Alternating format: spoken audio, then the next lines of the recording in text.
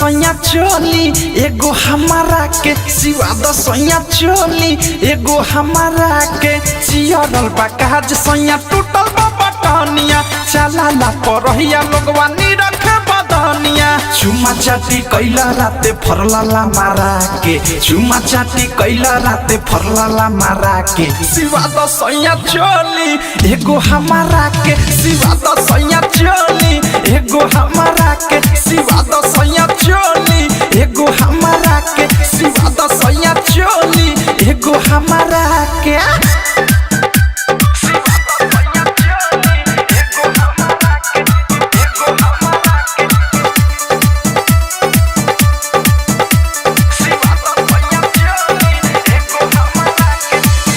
लावा कपड़ा तू किन एगो राजा रंगीन आज जाके दरजिया के दे दी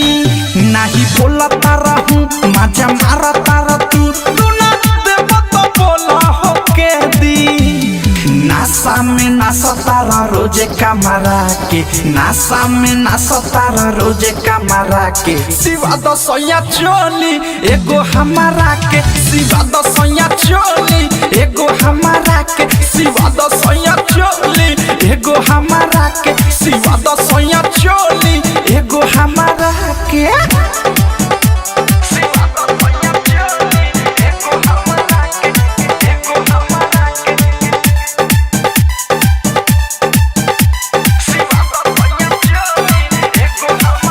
हस प्रेमी अवधेश अनुराग या मुकेश संगे थारुआ मिठू मिसाइल नाही कर तारा खुश तू त बारा मखी चूस चोली आज ले एको नसियाइल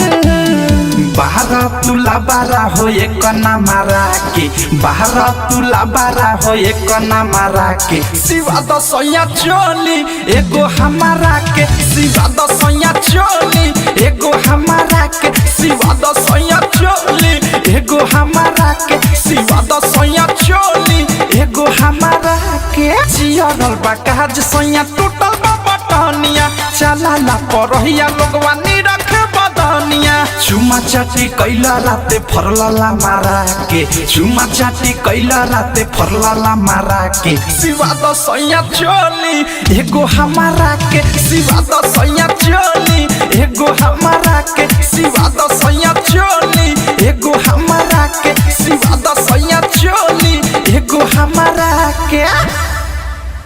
आरसीएम म्यूजिक न्यू ऐप अभी डाउनलोड कीजिए हमारे गूगल प्ले स्टोर से और पाए भोजपुरी लोकगीतों का एक से बढ़कर एक ऑडियो वीडियो सॉन्ग बिल्कुल मुफ्त।